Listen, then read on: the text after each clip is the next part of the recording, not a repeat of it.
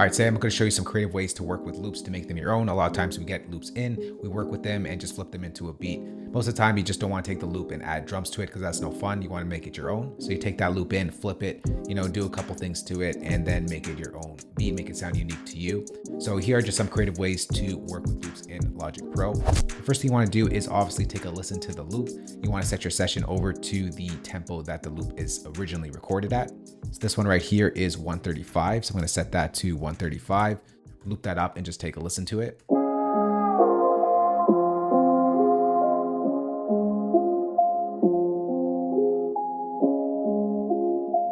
A lot of the times you're probably going to want to change the tempo of this loop. And it's really easy in Logic. If you go over to make sure that your audio region is selected over here, go over to the inspector tab over here and find where it says flex and follow. Change that from off to on plus align bars. And what that does, it allows you to change the tempo without messing around with the length and sort of stretching it and making it shorter or longer. You can just go ahead and change the tempo and it's going to automatically lock it to that 8-bar loop that we set.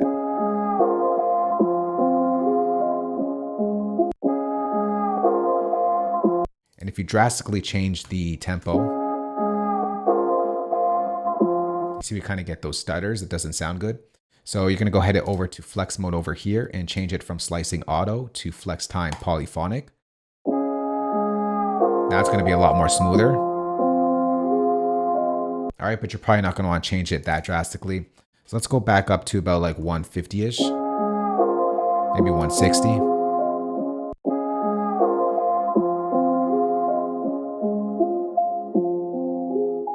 Now let's go ahead and just add a little bit more character to this loop. So what I'm going to do here is just duplicate this a couple of times here.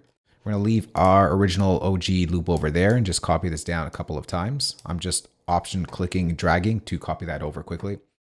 And what we're going to do here is we're going to leave the original loop on center. Our secondary loop over here, we're going to pitch it over to the left. Let's go about -40. This one is going to be pitched over to the right, +40. And this is something I do to add a lot of texture to the sound and make it a little bit wider as well at the same time. So if I'm going to stick to the same key of this loop, what I would do here is select this region, go over back to our inspector tab over here and transpose it down 1 full octave, which is 12 semitones. So -12. That's over on the left. I like my lows on the left side. And then our right side is going to be pitched up 1 full octave. So select that region, go to transpose and just type in 12. And what we got here is this.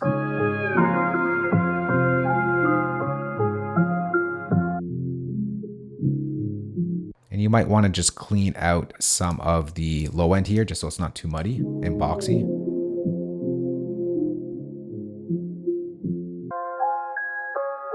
And if this is too like piercing for you on the right side, you can go ahead and just take out some of the top end here as well.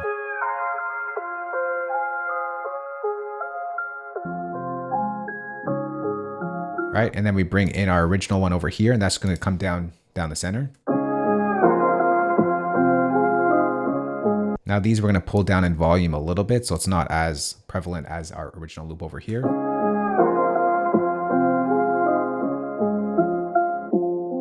So we went from the original loop like this.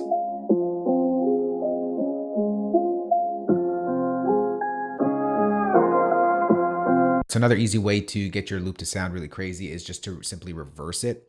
But there's a problem with it if you just reverse it because you'll lose the order of the chord progression, but I'll show you how to fix that. It's fairly easy. So I'm just going to create an instance of this over here. I'm going to bounce that in place. This will be our reverse loop.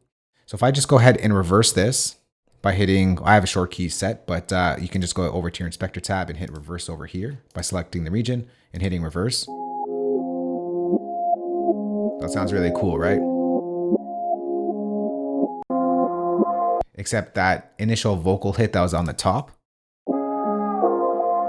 is now at the end. So you screwed up the order of the loop. So what you want to do is make sure that you chop it up. This is the easiest way and saves you the most time. You chop it up at the chord. So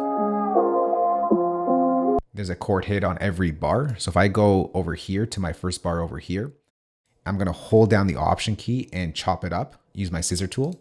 It's going to quickly chop up that region by the division time that I've set over here. So this length over here is 1 bar.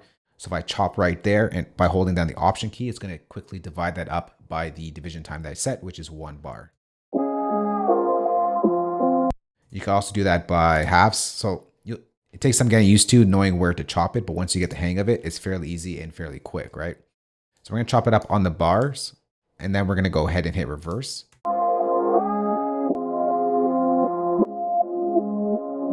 Now everything stays in place, but you notice there are some clicks and pops there. So we can select that region over there.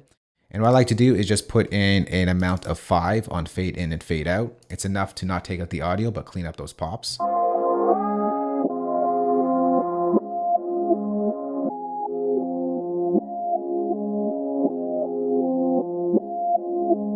All right, next up, what we can do here, I'm going to bounce this up in place once again. And we can change the actual time of this loop to make it completely different. So I'm going to go ahead and hold down the Option key. So you see my cursor over here is changing to this flex mode over here. All right, so next thing we can do here is just simply add in some halftime onto the loop. So what you got to do here is just, if you have a halftime plugin, it's the easiest way, just bring that in. I like to use Cable Guy's halftime.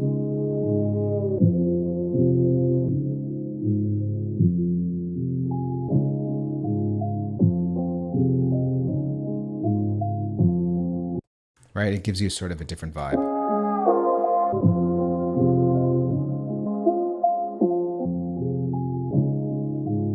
What you can also do is, I like to do this sometimes, is I speed up the loop length by double time. So I'm going from 8 bars to 4 bars.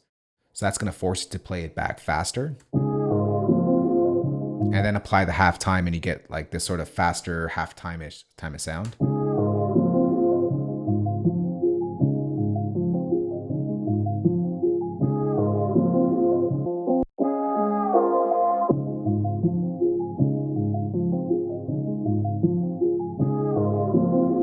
All right, then you can go ahead and bounce that in place.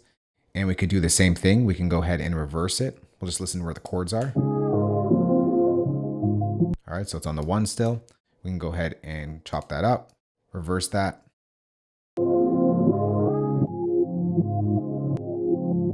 Add in our 5s on the fade in and fade out.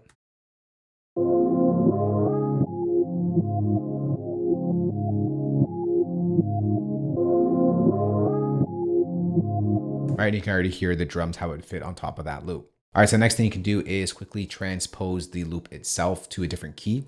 So we can go ahead and just use this transpose tool. Let's go up by 5 semitones and see how that sounds.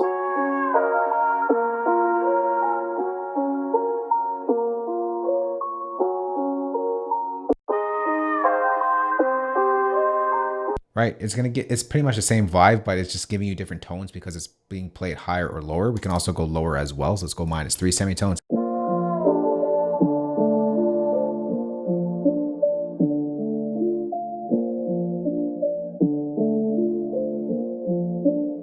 It's actually like the way that sounds like as opposed to the original. Right, so just transposing it gives it a different vibe as well.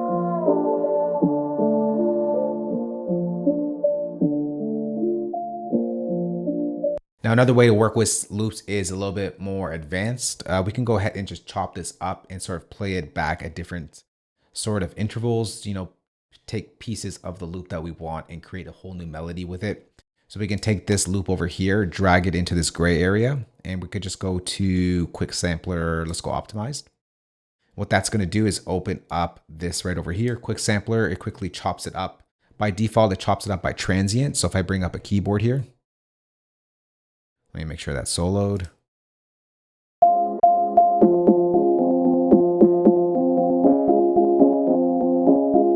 So we can take pieces of that loop and create a different entire melody from the sounds within that loop.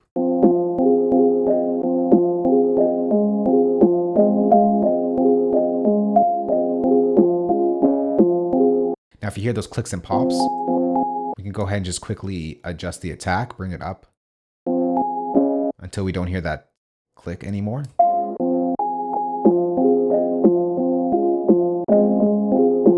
And now those clicks are gone.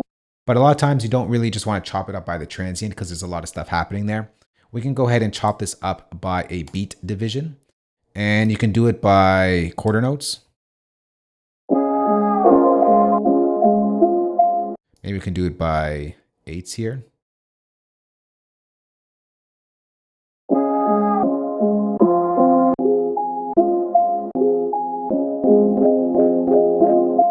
actually what you want to do is select your polyphony to mono so that the notes don't overlap if you want to kind of do like a chopping type of sound.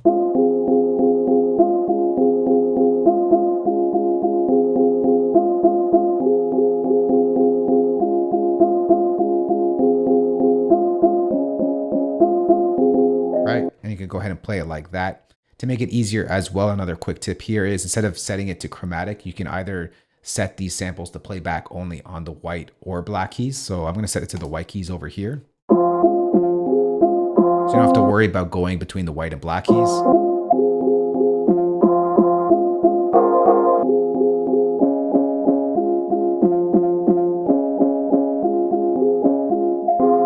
right, so right there is some creative ways to work with loops in Logic Pro.